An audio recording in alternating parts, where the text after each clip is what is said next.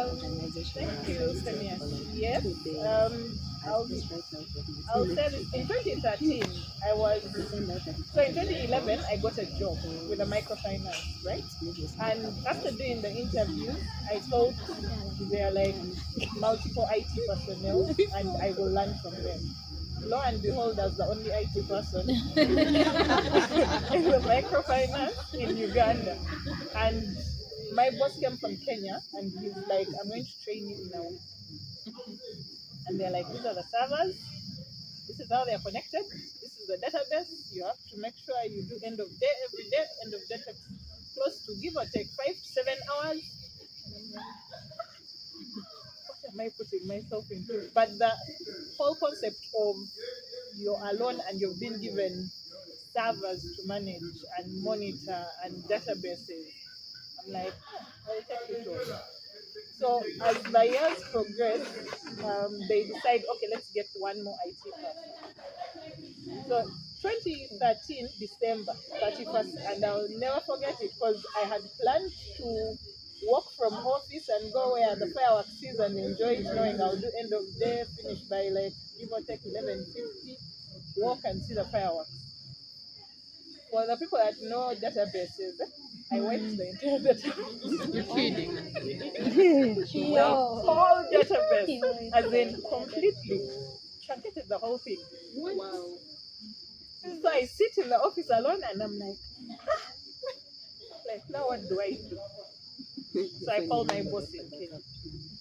And I'm like, so I need to tell you something. Meanwhile, he's in a bar having fun. You know Kenyans, life of the party. He's like, what have you done? Like, so I was doing ABCD and I pressed, and then I put this and I ran the script. He's like, beg your pardon. He's so bad. He's so bad. He's like, I'm like, yeah. He's like, now you know what? Give me an hour. Stay in office. I'm heading home. He reaches home, he calls me. At that time, we were using Skype. Calls me on Skype. He's like, okay, at the backup run, yes. Da-da-da-da, yes. He's like, okay, we're going to restore. So while people are enjoying fireworks, we're restoring the system. And then once we finish restoring, he's like, check, is everything there? As in, is everything at par? I'm like, yes. He's like, okay. He's like, so you've learned your lesson. That's why you have a environment for testing, not the production. I'm like, yes. He's like, I like you. Of it was those eye-opening errors of, like they were saying, it's okay to fail. Don't panic and say, I have messed up. Let me run away from the organization, leave my laptop and hide. No, you face your mistakes head on. If you know you've made a mistake, face it head on, admit it, and then learn from it. Yeah. So for me, it opened my eyes to when you fail, it's okay. If you admit it, there will be people to help you, and having the right support system, the right mentors, the right trainers is a very big plus on that, because that in itself taught me that when that happens, when I'm a leader, I should accord the same to my team. So I have, from time and again, had people within my team who have made errors, and you can see they're shaking, they're scared, they're panicking, and then you step in, and whenever I tell them this story, you see they relax, they're like, okay, she has also ever made a mistake. Because by the time they find you, you're at a level whereby, yes, you still make mistakes, but they are not as profound, right? So for me, that taught me that it's okay to make mistakes, it's okay to fail, it's okay to make errors, it's okay to make a decision in your career and be like, but did I make the right decision? But at the end of the day, what do you learn from that error or from that mistake? And that's what basically drives me to be better. I think the biggest thing that has come out of this of her answer is she called her boss in Kenya. I don't know what things I would first break again and again before I make that call. Because I want to fix it and be like, but you know, to reduce the impact. Yes, but I guess you have to learn as we go. So my last question goes to Diana. and this is about branding. So we have known you to be synonymous to cybersecurity. You and cybersecurity are like married, and we are mostly all of us are in tech. And would like you to tell us about your journey on maybe LinkedIn, dressing, branding yourself, the things you how has that been, how has that translated in your career, and what can we learn from that? How do we organize our LinkedIn? How do we post? When do we post? Yeah, but like take it away, and then we can go to the question. Won't we need another session just on that one Make it alone? brief. Summarize. Okay, tell us the details, intimate questions. I'll tell you where it started. Yeah. Again, we had a leader who saw in me what I didn't see in myself, and there was this conference for women in leadership. I wasn't in leadership. I had a title called team leader, but leading no one. And he had first sent me the book of leader with no title. After that, the way I'm pushing you guys is the way I was pushed, by the way. And I know the value of that. So he nominates me to go for this conference in South Africa. My friend, it was the bosses that were there. Sijui chief what, head of what. I couldn't even mention my title to the rest of the people that were there. But while we were there, the head of like what we call private banking at Standard Bank Group came and gave us her personal story. And that's why I like telling my own story. And then she shared the book of Lean, but she talked about presentation, how you do things. That time people couldn't know me. It was baggy jeans. And you guys, Stanley was not yet that. We were still free. Your take, you're behind there. But put on open African shoes, baggy jeans. Like, Who did? yeah, I wasn't bothered about how I looked, provided as, producing results. But when she said that, I left the conference that evening, went to a mall, bought my first dress, bought body socks. And the Monday I returned. I'm telling you, I entered the office and everyone was saying there's something different about you. But I'll first pause there and say, guys, these communities are important. The conferences, the most learning we're doing or you'll do in your adult life, don't be in the textbooks and whatnot. It's hearing other people's stories. It's these meetups and you get your aha moment and go. Anyway, that was my first transition. I came with the intention of, and she talked about how you first change your outward looking to have an impact on the inside and how you feel. So I said, okay, let me try this thing of starting from outside and see. And I can tell you, between that conference, I came and attended another course and happened to sit next to the CEO of Stanbic back then, and I asked him a question. Man, you are in the US, you are working at the stock exchange. Why come back to Africa? And he was candid enough to tell me his story. And when the opportunity to move out of Stanbic Bank then to DFCU came, that's the story that was running in my head. Because he said sometimes you need to first go to take that deep to again come back up. Because he came and became head of CIB, but I was grooming him to be a CE. So, and I remember when I was transitioning, I actually wrote him an email. Thank you for telling me your story. Unfortunately, I'm leaving Stanbic Bank, but it's so that I can find myself. And he responded, all the best. Hope to see you again. Behold, I'm back at Stanbic Bank. So, when I transitioned to DFCU, Stanbic Bank is a good employee. They give us a lot. Comfort zone is there. When I stepped out, it again clocked in my mind. I had to take care of myself. And that's when I started, looking out for opportunities. I did my first speaking engagement. I'm the one who launched the She Leads, Isaka She Leads tech, and that was my first presentation on a thingy. But remember, I was following the book leaning. I was leaning in, and when I reached the FCU, that's when I said, by the way, I need to separate myself from the title that I hold in any organization and have a personal identity. So even that time, I would not introduce myself as there, Diana, specialist cyber defense. No, I'd come and say I used to want to relate to professional bodies.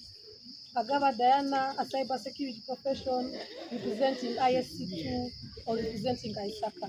And I started crafting my own identity. And I think along the way, I got a course around branding on LinkedIn and what that means. Still speaking to you having your own personal identity.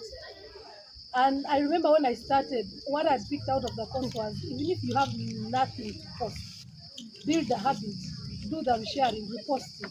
So if you go back, you'll find out just reposting even without putting comments on the stories.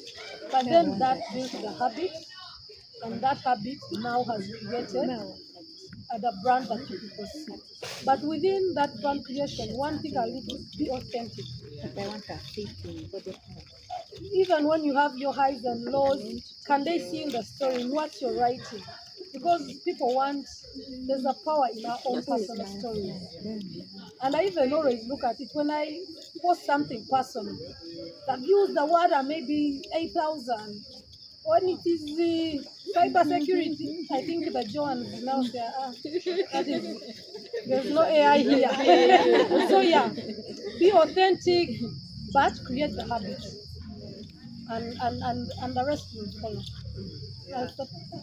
Thank you. One a month. We have people who have a target of post once a month, once a week, once a month, once a week. Wow, thank you so much.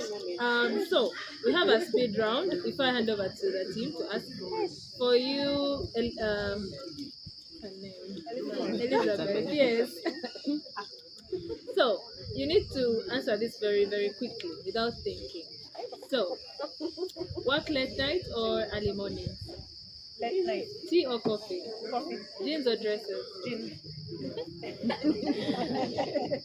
But I'm transitioning. Makeup or no makeup? Makeup or no makeup? No makeup. Right, hand over to Diana. No, before I answer, she said she wants to. By the way, you're not seeing me in dresses. I tried it. Fast forward, I did the female future program, and there was a whole day that was focused on dress for your body type. Yeah. And when the lady came in, because of how I walk fast, tomboyish, she said, one, it is trousers for you. They even told us things of if you're putting on a coat, it should have pads. Some shouldn't have pads, some you need to have pads. So again, if you have noticed, I'm now trousers, but I drop in a dress once in a while. But yeah. Oh yeah, my friend. We have to see the executives. Back to you. Yes, Diana. Bus or flight? Right. Coffee or tea? Tea. Picnic or hotel? A hotel. Driving or Uber? Uber. Princess treatment. Gym or swimming pool? Both. I can't choose. Okay, red team or blue team? Don't think. No, purple team.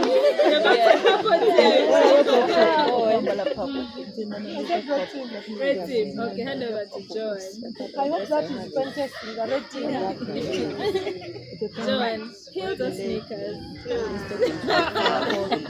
Dresses or jeans? Dresses. Makeup or no makeup? No makeup. Picnic or hotel? Hotel. Flight or bus? Flight.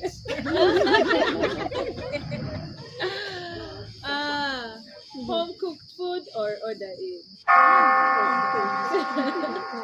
Okay, so that's our round. I would like to hand over to the girls. For any questions, we have only a few minutes. Yes, Justin. Here, I'll be moving the mic. Hi, ladies. Mine is about how you ladies lead. I can't speak for Elizabeth because I don't know you well, but Diana and Joanne, you lead with grace. Many people fear to have female leaders, but you lead with so much grace. So, what have you learned along the way, especially not bringing the emotions to work? Because many people fear the ladies because, of course, we are emotional, and somehow it gets involved in our work as well. How do you manage to lead with grace while staying ladylike? How do you manage to live with best of Without Saying saying ladylike. without the emotion. Emotional Yeah, intelligence. Ah, okay, so maybe I'll just stick to my leadership style. Hopefully, it can answer your question, Justin. So, I discovered, the few years that I've been a leader, that being fake can only get you so far. Like you can't be fake for so long. And it'll just be that morning when your people are like, but wait, who is this? Kind of thing. So what I really try to do is to be as authentic from the beginning as possible. Like I don't want my team to be surprised at who I actually am. So while I'm leading teams, the first thing I want to do is to sit down with everyone in the team and understand them. Who is this person? Like I don't even ask you any technical question. I just want to know who are you? Who are you? If you're open to sharing about family, let me know that. What do you like? What do you dislike? That kind of thing. So I get to know you at that level and how that helps me. It helps me know how I need to deal with you. So you find I'll probably be getting feedback from other leaders. You need to be strict and tight with this person. You need to do this. But it takes me back to the conversation that I had with this person, a real one-on-one conversation, and I know why I'm dealing with them the way I'm dealing with them. So for me, it's a lot about being authentic with myself, but also with my team. The emotions part, I can tell you that there are some days I've come to office and man, I'm just don't want to. But I have to be intentional. I told myself I'll be intentional. Whatever happened, wherever it happened, that was it. I have entered a new chapter. I just look at it that way. We shall deal with this when we are going back, or maybe at lunchtime, or maybe bathroom break kind of thing. But I try to be as intentional, and I'm saying intentional. It's not easy, but just be intentional about it. Kind of look it, and it takes practice. It's not something that you do immediately and there being it takes practice and it takes time. But yeah, I would say that is it for me. That's how I approach it. Yeah, and also I like also to play back, you know, the leaders I've had in the past and how they've impacted me. Like when I look at my journey, I mean, I was not the most perfect person. I was not the yes, okay, brilliant, yes, but I can't say I was the brightest person in the world. But they extended grace. They extended a second chance. So I emulate that and try to bring components of that as well. I think that's a sufficient answer. Do you want more? It's okay. Maybe just to add to what she has said. The thing about leadership is it's a long life learning opportunity. You're learning as you live, right? So being able to be one open with your team where they know these are the yeses or the do's, these are the don'ts, and also your ability to listen to your team. So having that open door, for instance, open door policy of you can come and talk to me as a leader and I see how to help you. And if you feel what I normally tell my team is, if you feel I was too harsh, come and tell me. Because maybe I also might have been the one in the wrong. While I'm saying you should have done ABCD, but the reality is, did I give you the tools Yeah. to do that, right? So having that open door policy, having that ability to learn to listen, because it's a continuous lesson as a leader. You're always learning. It's a continuous building, capacity building activity, I would say. And then in relation to emotion, I had a boss who some time back said, Elizabeth, you're too emotional. You wear your heart on your sleeve and you're too passionate. If someone annoys you about work, you really show it. And I looked him in the face and told him, yes, I am proud of being emotional and passionate about what I do, because I am cybersecurity. If anyone looks at me, they should know this one will eat, breathe, sleep to ensure that the work goes on, right?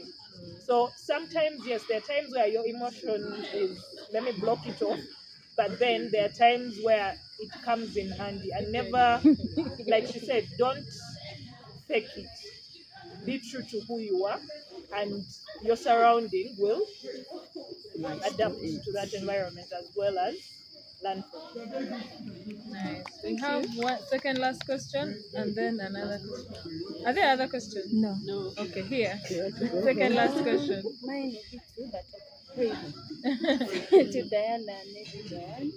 So we realized that getting into cybersecurity, like entry level, you need like experience. How would you encourage a young girl who's out from campus, no experience? How would they get into that space, get into that, like get to find their career, yet they don't have that experience they need?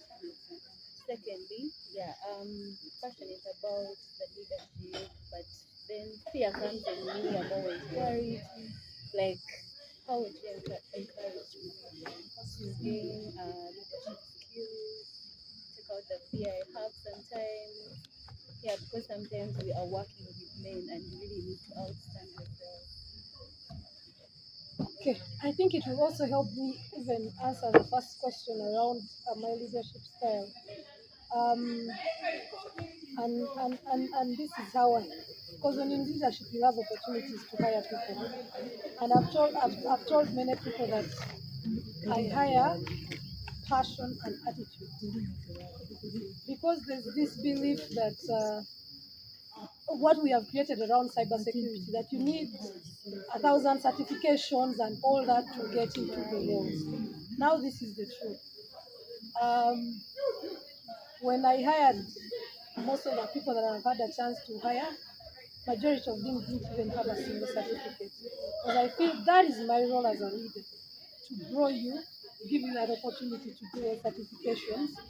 And in the first place, how do I tell the certificate you need if I've not yet seen what you're good at in terms of the work? So I want to hope that all leaders or people that are hiring in cybersecurity have the same mindset, because one, it is still pretty a new field. Even when you go to universities, there are no universities that are actually offering it as a major.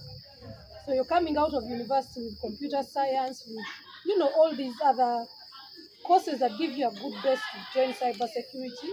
So you'll not have the experience. But what you can do is, you know, be intentional about, showing your passion. I'll not give away someone's story, but this is how I got to hire them. I got a chance. I was doing a presentation, and they came as a moderator. And lo and behold, was like, for the longest time I've been giving presentations, I've never had a lady, and at that, a young lady interview me. I saw the passion. I didn't tell them anything at that time. A few months later, I find them at ISACA conference, again, expose yourself. There at the front desk, I think, talking about the company they're working for. And it's me who told them, we are hiring. Please put in tomorrow, like yesterday. I don't even remember if the application period had passed. And when they came for the interview, There were other people that they don't know this person, and I said, guys, I'll be the last person to comment about this person because you might think I'm biased because I'd met them just twice in those ideas. And all the people on the thingy, on the panel are like, she's the best, she has the confidence, she has this. Then I revealed myself how I had met this person, and it was through me appreciating their passion and how they were showing up. So whatever opportunity you have, even outside in the community and environment, can someone see that passion in you? That they'll be like, you know what, I'm ready to sponsor you and push you in the right direction. The person can clap for themselves and talk about it. The second question was what remind me? Or leadership. How to, Oh, leadership skills. We are all leaders. We complicate this thing leadership until I was taught that at home, if you're already married and what, you are leader to that maid, to the children. So if you build that mindset of that whatever level you're at, you have someone you're leading. And if you create that mindset, then you start saying, how do I want to show up as a leader for my maid? How do I set a good example? By not screaming at them. You scream at them for doing a mistake. The following, you do the mistake yourself. And they are watching. What do you think they are thinking? So look at yourself as a leader in any place you're put in. It could even be church, your small things. When I look at my leadership journey, it started in sports. Just being a captain, and it's what has shaped me to the person that I am. Not the corporate world. The experiences I had in secondary, sports prefect and all that, that when I look back, I see those traits that I learned from doing those serving me at this point. Wow, thank you so much, Diana. Somehow I have ended up featuring in the story. Without naming names. So you want naming names? I will not say that it is me, but yeah, that was me. So there is our last question of the evening comes from Cynthia. Thanks, ladies, for the talk so far. My question speaks to my situation and in regards to transition. So, one of you talked about not being afraid to move from maybe one situation to another, but then there are insecurities where you see it's like this is your job security. If you attempt to even leave this opportunity where they're okay, moving you to another position, but you don't like it, you might actually just not have a job. So how do you work around the insecurities? Of course, your boss has decided this is where you're going, but for you, thought your direction is the same. But then you look at employment opportunities around, and it's a bit scary. You're like, okay, because I need to earn, I need to, right? Perhaps let me just take this direction, and somehow you maybe adjust around the situation. So how do you deal with such a situation? Because I don't know. Yeah. Sorry, Diana has given me the Transitions, you don't want to talk about them. expert. Over to you, Joan. Okay, so first of all, one skill you need to master during this season is the skill of having honest but respectful conversation. So you need to have a conversation with your boss. First of all, understand where is this coming from, but with very respectfully. So I really want to understand. I respect your decision, but I really want to understand where all this is coming from and how I fit in the picture. And be bold enough to say, okay, so after they explain to you how you fit in the picture, is to say, okay, so while I'm here, what does my growth plan look like? You know? But also, I would encourage you to, I don't know if you have a mentor, I would encourage you to seek further guidance from either your mentor or anyone close to you in your career space, and just give them the picture of what exactly is going on. But also the other thing, and again, I don't know what the situation is, and I'm happy to have a deeper conversation with you. From where you're seated, what is your career plan? You know, because again, I wouldn't want to be giving you all this advice to say succumb when it's so far away from what your career plan is. Like Diana said, sometimes you have to make that hard decision, you know? So we need to sit and weigh. How does this fit in the grand scheme of things? If you had a plan, that is, if you had a plan, how does this fit in the grand scheme of things? If it is far too off, yeah, then you're going to, like she said, do it afraid, you know? Yeah, so largely, let's do the assessment and we see where are we exactly, and then we decide what path we are going to take. But be ready if you're really strong about, if you feel strongly about what you want to do, be ready to do it afraid, be ready to dip, be ready to take the cut, and things like that. But then again, you might find that this offer that you've been given is an open door for your next level of greatness. So I would need to just check in with you maybe, see what are the details of this, and you just never know. Sometimes we find things, yet it's God that has just actually opened a door of an opportunity that is going to redefine your career, redefine your life. So yeah, take it. But yes, I say, And you've got an amazing. I know. I'm here with the offer. yeah. I'm very happy to have the conversation. Wow. Yeah. Thank you so much, ladies. Let's give them a big hand clap.